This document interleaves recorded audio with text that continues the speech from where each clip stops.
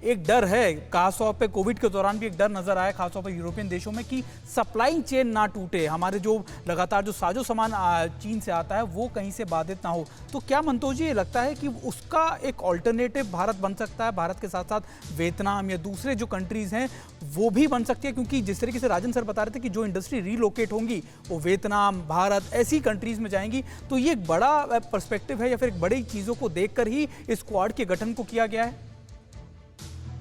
एकदम, और इसी पॉइंट को हम बार बार एम्फसाइज कर रहे हैं, और शायद समृद्धि की बात जो स्टेटमेंट में निकल आ रही है वो इसी को indicative to that direction also, और वही तरीका है।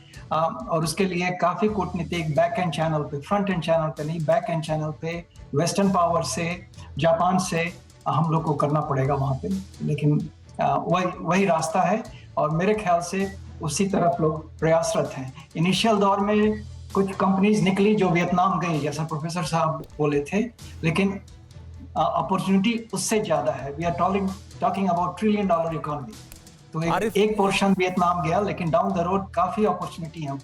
केवल हाईटेक रिलेटेड चिप्स की बात नहीं हो रही है, इवन स्मॉल टेक इक्विपमेंट, जो छोटे छोटे पार्ट्स बनते हैं जिसमें काफी नॉलेज की जरूरत नहीं है, वो मैन्युफैक्चरिंग आराम से इंडिया में हो सकती है। तो दो फ्रंट पे इंडिया को प्रयास करना होगा। एक तो वेस्टर्न पावर से, खास करके जापान से इन्वेस्टमेंट के लिए, कि इंफ्रास्ट्रक्चर इन्वेस्टमेंट कुछ रीजन में वो मंजूर करे।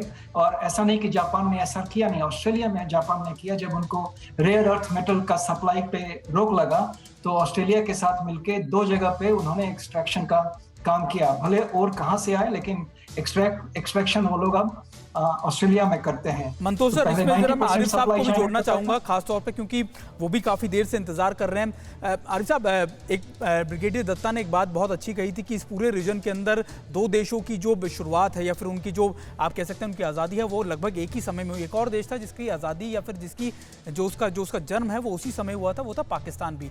आज जब पूरी दुनिया इकोनॉमिक डेवलपमेंट की बात कर रही है, प्रोग्रेसिव अप्रोच की बात कर रही है, लेकिन पाकिस्तान को अभी भी आतंकवाद और ख़ास तौर पर कट्टरवाद, ऐसी चीज़ों के लिए जाना जाता है। आपको लगता है कि यही सबसे बड़ी वजह रही कि पाकिस्तान आज इस रेस में या प्रोग्रेसिव अप्रोच में बहुत पीछे छूट चुका है, और सारी दुनिया है, खासतौर पे ना सिर्फ भारत बल्कि कई ऐसे मुल्क जो हैं, जो बांग्लादेश हो, श्रीलंका, वो भी बहुत आगे निकल चुके हैं पाकिस्तान से?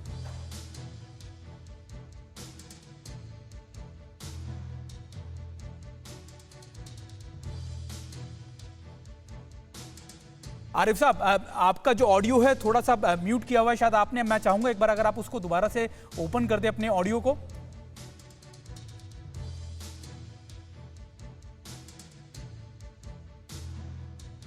नहीं आ रही, आवाज नहीं आ रही सर, आवाज नहीं आ रही आपकी। ब्रिगेडियर दत्ता, मैं आप ही के पास रहता हूं क्योंकि आप ही ने ये वैलिड पॉइंट रखा था खासतौर पे। सर, क्या आपको लगता है कि पाकिस्तान इस रेस में अब बहुत पीछे छूट चुका है और उसका अब इस रेस को या फिर आप कह सकते हैं कि इस प्रोग्रेसिव अप्रोच को हैंडल कर पाना अब नामुमकिन सा लगने लग गया है?